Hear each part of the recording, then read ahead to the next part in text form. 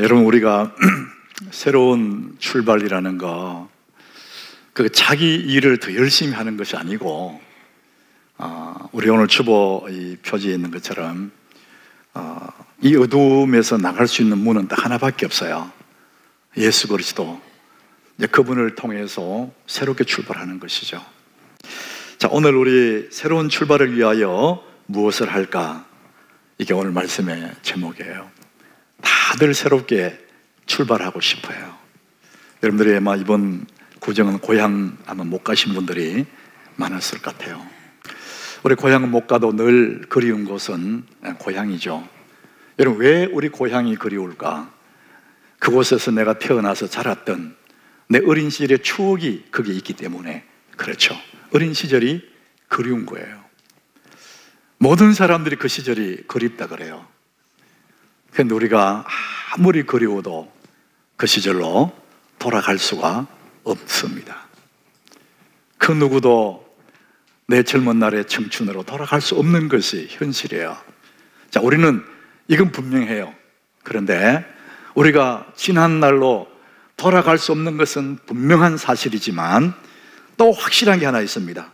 인생은 되돌릴 수 없지만 새롭게 시작할 수가 있습니다. 이것이 얼마나 큰 은혜인지 몰라요. 새로운 인생을 꿈꾸는 사람들, 우리 모두가 그런 마음이 있을 거예요. 내가 다시 한번 살아봐야 되겠다. 이전으로 돌아갈 수는 없지만 우리 새롭게 시작할 수는 있습니다. 이제 그런 사람들에게 우리 예수님이 탕자의 이야기를 우리에게 들려주세요. 여러분 모두가 다 이 탕자의 이야기는 너무너무 잘 아는 말씀이에요. 어느 부잣집에 두 아들이 있었는데 둘째 아들이 아버지에게 부탁해요. 아버지, 내게 주실 유산을 미리 주십시오. 아버지를 졸라서 그 유산을 받아가지고 먼 나라 객지로 갑니다. 그곳에서 허랑방탕하게 그 재산을 다 써버리고 나니까 아무것도 없는 거예요. 그래서 나중에는 먹을 것이 없으니까 돼지 치는 그런 일을 맡았는데 돼지가 먹는 그 쥐염 열매라도 먹으려고 하니까 그것조차도 먹을 게 없었던 철저하게 망해버린 이야기가 이 둘째 아들 탕자 이야기죠. 여러분, 이 둘째 아들이 모든 것을 다 잃어버렸어요. 우리 이것을 파산이다 이렇게 말하잖아요. 인생 파산. 이 둘째 아들이 왜 이렇게 철저하게 망해버린 인생 파산이 왔을까? 왜 이렇게 되었을까? 사람들은 뭐 여러 형태로 이렇게 말할 수 있을 거예요. 그런데 성경은 왜 그런지를 정확하게 이렇게 말합니다. 에베소서 2장 3절에서 그 이유를 설명하는데, 전에는 우리도 다 그 가운데서 살았다는 거죠. 예수 믿는 우리들도 전에는 다 그렇게 탕자처럼 살았다는 얘기예요. 우리도 다 그렇게 살았는데 그게 뭡니까? 우리 육체의 욕심을 따라 지냈다는 겁니다. 내가 마음이 원하는 대로, 내 욕망대로, 내가 하고 싶은 대로 그렇게 살아왔다는 것이죠. 사람들은 다 자기 욕망대로 살고 싶어요. 더 편하고 싶고, 더 누리고 싶고, 더 자고 싶고, 이 육체의 욕망은 끝이 없는 것이죠.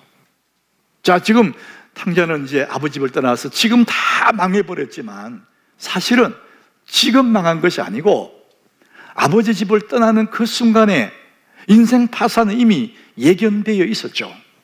이제서 그것을 만난 게 불과하죠. 아버지 집을 떠나는 그 둘째 아들, 그 시간부터 벌써 그의 인생의 비극은 시작이 된 것입니다. 모든 것을 다 잃어버렸어요. 둘째 아들은 이제 경제적인 손실 다 잃어버렸죠. 가족관계 다 이제 멀어져 버렸죠. 객지에서 한번 잘해보겠다는 그런 꿈도 산산조각 나버렸어요. 자, 이럴 때 사람들은 후회하고 원망하고 괴로워하고 주저앉아 버려요. 자, 그런데 여러분, 이럴 때 우리가 할 수 있는 일이 있습니다. 그게 뭐냐? 그 시점에서 다시 새롭게 시작하는 것입니다.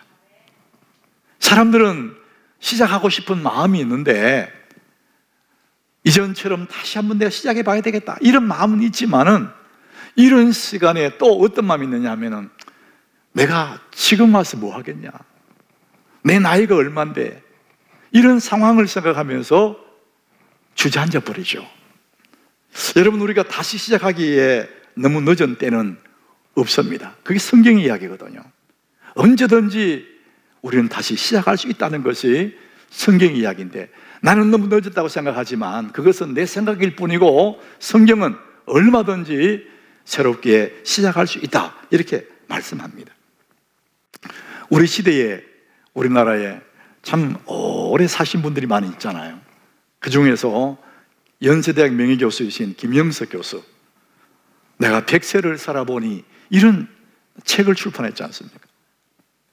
이분이 원래 만으로 101세랍니다. 근데 여전히 이분이 열심히 왕성하게 글도 쓰고 강연도 하고 청춘처럼 살아가요. 근데 이분이 최근에, 아주 얼마 전에 어떤 일간지 기자와 인터뷰한 내용을 제가 읽었어요. 왕성하게 살았는데 그분 인터뷰 내용, 이런 내용 얘기해요. 내가 연세대학 교수가 되었을 때 30대 중반이었습니다. 그때는 환갑이 되고 정년이 되면 인생이 끝나는 줄 알았대요. 그래서 사람이 그 당시에는 인생을 두 단계로 봤다는 거예요. 30년 준비하고 30년 일하고 은퇴하면 끝, 이렇게 생각했는데 살아보니까 그게 아니었다는 거예요. 가장 일을 많이 하고 가장 행복할 때가 언제냐? 60세부터 했답니다. 내가 살아보니까 그렇더라, 이렇게 말씀하시는 거예요. 그러면서 사과나무 비유를 얘기해요. 사과나무가 제일 소중한 시기가 언제일까? 사과가 열리기 시작할 때라는 거죠. 그게 바로 60세부터라는 겁니다. 그러면서 말미 이렇게 말해요. 나는 늘 말합니다. 인생의 사회적 가치는 60부터 온다고, 그렇게 말합니다. 그전에는 먹고 살기 위해서 자기만을 살았지만 이제 60이 넘어가면 이 사회에 열매를 내놓을 수 있는 그 나이가 이제 60부터다. 제가 엄청 위로가 되더라니까요. 우리가 다시 시작할 수 있는 그 시기는 정해져 있지 않다는 거예요. 누구든지 언제든지 어떤 모양으로도 다시 시작할 수가 있다는 겁니다. 우리 인생의 실패는 나는 이제 끝났다, 이렇게 포기할 그때가 인생의 끝이 되는 거죠. 몇 번 실패한다고 해서 그게 실패가 아니라 나는 이제 끝났어, 포기하면 그때 인생은 진짜 끝나는 거랍니다. 여러분, 모든 사람들은요 다시 시작하고 싶어요. 실수하고 실패했지만 다시 한번 일어나 봤으면, 다시 한번 시작해 봤으면, 그런 마음이 다 있는데, 그런데도 시작하지 못하고 머뭇머뭇하고 주저앉는 이유가 두 가지가 있어요. 첫 번째는 용기가 나지 않는 거예요. 내가 이 나이에 어떻게 하지? 난 아무것도 가진 것이 없어. 용기가 나지 않아요. 그래서 머뭇하고 있고요. 두 번째는 어디서부터 어떻게 시작해야 될까? 방법을 모르는 거예요. 너무 혼란스러워서 어떻게 시작할지를 모르는 거예요. 우리는 다시 어떻게 하면 다시 시작할 수 있을까? 오늘 제가 이 메모란에 이렇게 썼습니다. 현재의 상황을 그때부터 인정하는 데부터 새롭게 시작할 수 있다. 나의 처지, 나의 상황을 인정할 때, 그때부터 우리는 다시 시작이 되는 것이죠. 오늘 이 본문에 이 탕자 둘째 아들 보니까 16절에 보니까요, 어느 정도 망했냐? 그가 돼지 먹는 지은 열매로 배를 채우고자 하는데 주는 자가 없어. 철저하게 망해서. 그 다음 절에 보니까 이에 스스로 돌이켜 이르되 내 아버지에게는 양식이 풍족한 품꾼이 얼마나 많은가. 나는 여기서 줄여 죽는구나. 나는 여기서 줄여 죽는구나. 아무것도 없는 것을 인식하게 돼요. 이에 스스로 돌이켜, 굉장히 이 묘한 느낌이 있어요. 이에 스스로 돌이켰다. 다른 말로 하면은 그제서야, 그런 뜻이잖아요. 왜 좀 더 있을 때, 좀 더 힘이 있을 때 그때는 못 깨닫고 다 잃어버린, 그제서야 깨닫느냐 이거예요. 이제는 내가 죽게 되었다. 나는 여기서 줄여 죽는구나. 막다른 골목에 갔을 때 자기의 상황을 인식하게 되는 거예요. 아, 내가 아무리 몸부림쳐도 나는 길이 없네. 내 사는 길은 아버지 집밖에 없어. 그때 생각이 난 거예요. 그래서 우리가 새로운 출발의 스타트, 거기는 뭐냐? 나의 삶 자체, 내 상황 자체를 그대로 인식하는 거예요. 아, 나는 죽게 되었구나. 자존심 상하는 게 아닙니다. 자존심 상하면 사람들이 내가 어떤 사람인데, 내가 누군데 아직도 덜 죽은 거예요. 시작할 준비가 안 된 거예요. 그러니까 험한 일을 못해요. 거기서는 시작할 수가 없어요. 있는 상황 그대로를 인식을 해야 됩니다. 아, 이대로 가다가 나는 죽는 거구나. 그럴 때 새로운 출발할 수 있는 시작점이 되는 것이죠. 그는 다 잃었어요. 재물도 잃고 거지가 되고 먹을 것이 없어요. 모든 환경이 완전히 바뀌어져 버렸어요. 몸에는 이 몰골이 말이 아니죠. 돼지 치는 인부니까 오물 냄새가 나겠죠. 자, 그러나 그 모든 상황은 바뀌어 버렸지만, 모든 상황은 완전히 뒤집어져 버렸지만 바뀌지 않은 하나가 있어요. 그는 여전히 사랑하는 아버지의 아들입니다. 그 신분은 바뀌지 않는 거예요. 아버지는 여전히 그 아들을 기다리고 있거든요. 여전히 사랑하거든요. 객지에서 만신창이가 되어 있지만 그는 여전히 아버지의 아들이고 사랑하는 아버지가 계신다는 거죠. 여러분, 사람이 초라해지면요, 사람이 잃어버리고 실패하고 나면 초라해지는데 자신의 존재 가치를 잃어버리는 거죠. 내 주제에 그렇지 뭐, 내가 뭘 하겠어? 그러면서 방황하고 소리 지르고 소주 먹고 깡 부리고, 이런 인생이 되는 거예요. 여러분, 우리가 아무리 실패하고 좌절하고 몰골이 말이 아니래도 여전히 하나님은 우리를 사랑하고 있다는 사실을 믿으시길 바랍니다. 나 여전히 아버지의 자식, 아들이라는 그 신분은 변함이 없어요. 우리 그걸 인식할 때 우리는 다시 일어설 수가 있는 것이죠. 내가 이렇게 다 잃어버려도 아버지께 가면은 아버지 나 맞아주실 거야. 아버지가 나를 맞아주실 거야. 아버지의 선하심을 믿고 있는 거죠. 여러분의 하나님이, 우리의 하나님이 얼마나 선하신지를 여러분 믿으시기를 바랍니다. 하나님의 사랑은 우리의 사랑을 뛰어넘는 거예요. 우리 수준이 아니에요. 내 같은 것이 아버지의 사랑을 받겠어? 그게 아닙니다, 여러분. 주님이 아버지가 나를 맞아주실 거야. 그 믿음이 있으니까 돌아갈 수 있는 거죠.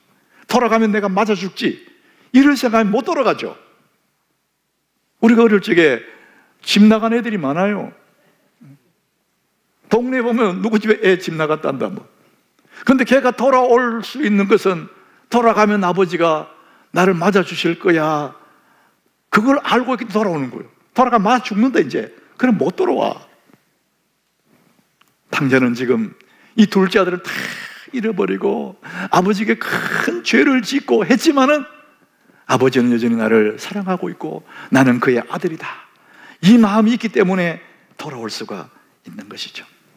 실제로 20절에 보니까요, 이 아들이 돌아올 때, 이 애는 아버지께 아버지 돌아올 때 아직도 거리가 먼데 참 멀리 아들이 와요.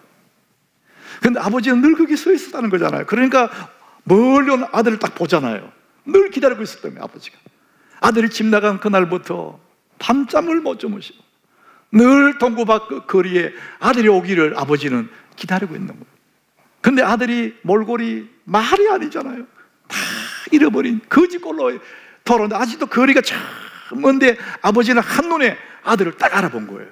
그리고는 막 달려와서 아들의 목을 안고 입을 맞추고 너무너무 반가이 맞아주는 그 아버지가 있다는 것이죠.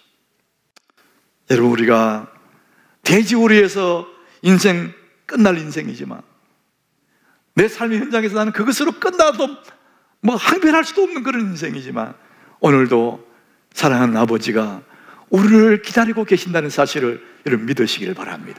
하나님이 너무나 사랑이 그런 사랑이에요. 그래서 22절에 보니까 그 아들의 옷을 벗기고 제일 좋은 옷을 내다 입혀요. 손에 가락지를 끼우고 발에 신발을 신기고 최고의 대우를 해주는 거예요. 여러분, 우리의 이 누더기 옷, 허물어진 이 옷을 다 벗기시고 새 옷으로 갈아입히고 언약의 상징인 반지도 끼워주시고 신발도 신기실 그 하나님 아버지. 여러분, 우리 구정을 맞이해서 또 새로운 한 해가 또 시작됐는데 여러분, 새로운 인생으로 출발하는 여러분 되시기를 축복합니다. 하나님 오늘도 우리의 새로운 출발을 응원하십니다. 따라합시다. 하나님은 응원하신다. 하나님의 능력이 없어서 우리를 잡아오지 못한 게 아니에요. 하늘아버지가 힘이 없어서 내가 돼지우리에 있을 그때 멱살 잡고 끌어가 못하시는 분이 아니에요. 아버지는 돌아서서 돌아오기를 기다리시는 거예요. 우리 많은 경우에 하나님을 오해하는 그런 거예요. 하나님 계시네, 왜 내가 이러냐, 이렇게 생각하는 거예요. 하나님이 여러분이 돌아서기를, 새롭게 출발하기를 기다리시고 여러분을 뒤에서 끝없이 응원하시는 분이 하나님이시거든요. 저는 김태웅이라는 동양북스 CEO인데 이분의 책을 읽고 참 제가 많이 도전받았는데요, 이 사람이 우리가 청소년 시절 다 그렇잖아요. 자기의 욕망대로 살고 싶어요. 갇혀있는 거 싫어하잖아요. 학교 다니는 것도 싫고 공부하는 것도 싫고 고등학교 다니다가 가만 때려치운 거예요. 그리고는 고등학교 나와서 학교를 그만두고 나와서 그냥 구두닦기도 하고 그저 일용직도 하고 뭐 이렇게 마음대로 산 거예요. 그러다가 살아보니까 이게 아니거든요. 내 마음대로 살아보니까 아무것도 아니거든. 그래서 이 사람이요 48살 나이에 다시 고등학교로 돌아가요. 기가 차잖아요. 그 머리 빡빡 밀고 교복을 입었는데 얼굴을 보면은 학생이라기보다도 수위 아저씨 같은 그런 모습으로 그 어린 아이들하고 같이 공부를 했다는 거예요. 3학년이 됐는데 담임선생님이 들어오는데 그 담임선생님이 옛날에 학교 다닐 때, 중퇴하기 전에 그 학교 다닐 때 한 학년 밑에 후배가 담임으로 왔더라고요. 얼마나 여러분 기가 막히겠어요. 정말 그런 기가 찬 상황을 맞이했다는 거예요. 그런데 이 사람은요 5기로 버텼답니다. 5기로 버텼대요.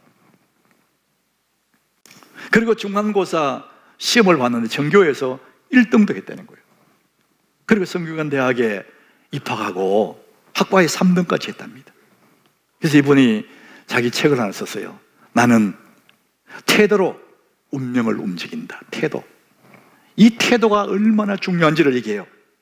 이 사람은 40대와 50대 이 두 인생의 대를 7년 동안 고등학교를 다니고 대학을 다녔다는 거예요. 그러면서 청춘들에게 하고 싶은 얘기가 뭐냐, 우리 마음의 태도가 그렇게 중요하다. 운명을 바꾸려는 건 중요하다. 그러면서 이분이요 자기 쓴 책에 챕터 이런 게 있습니다. 오기는 열정의 다른 이름이다. 가슴의 오기, 이것이 열정의 다른 이름이다. 밑바닥에서 오기를 가지고 그럼 다시 도전해서 새로운 삶을 살아가는, 그래서 우리의 태도가 우리 운명을 바꿔놓을 수 있다.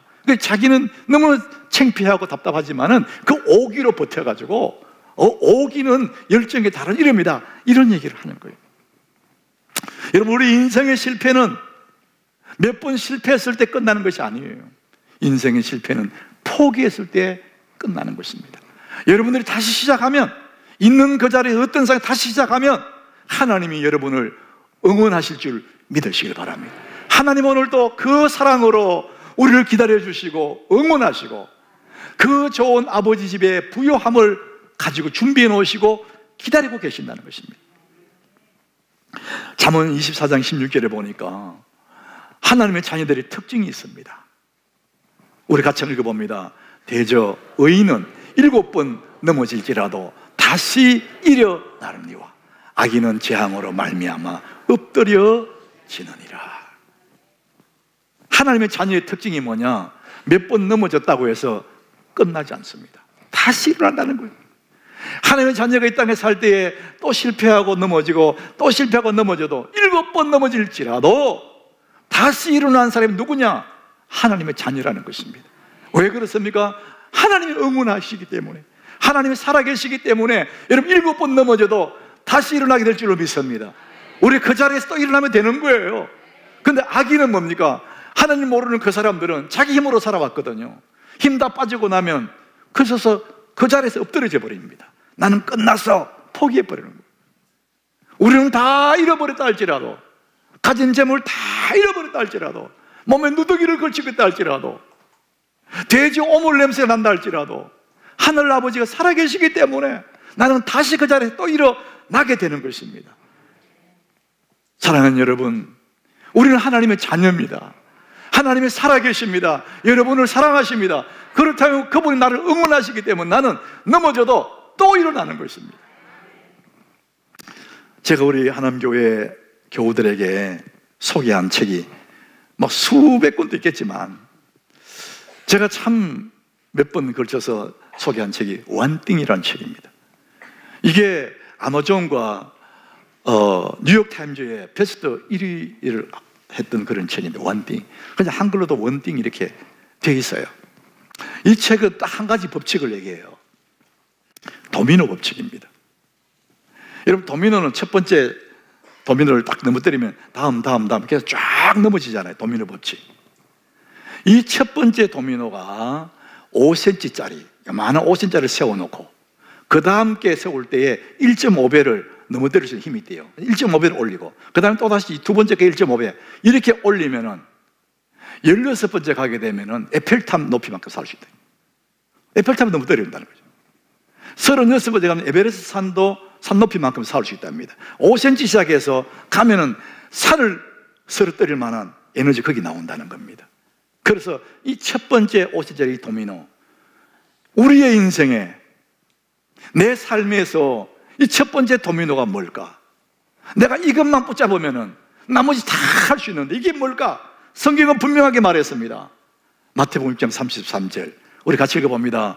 그런즉 너희는 먼저 그의 나라와 그의 의를 구하라. 그리하면 이 모든 것을 너희에게 더하시리라. 에베레스트 산도 에펠탑도 다 이 모든 것 쓰러뜨릴 수 있는 것이 뭐냐? 첫 번째 도미노, 이것입니다. 그게 뭡니까? 너희는 먼저 그 나라와 그의 의를 구하는 거예요. 먹든지 마시든지 뭘 하든지 하나님 영광을 위한 하나님, 요 한 가지, 요것이 첫 번째 도미노입니다. 우리가 돌아갈 곳, 내가 다시 새 출발할 수 있는 근원이 뭡니까? 아버지에게 돌아가는 것입니다. 20절 이렇게 말합니다. 이에 일어나 아버지께로 돌아가니라. 따라합시다. 아버지께로 돌아가니라. 당자가 살 길은 열심히 일하는 게 아닙니다. 더 열심히 돼지를 치는 게 아니에요. 당자에 사는 게 딱 한 가지입니다. 아버지께로 돌아가는 것입니다. 내 아버지가 양식이 풍족한 봉급이 너무나 많다는 거예요. 그 부유한 아버지 집에 돌아가는 것이 그에게는 살 길이고 새로운 출발이 되는 것입니다.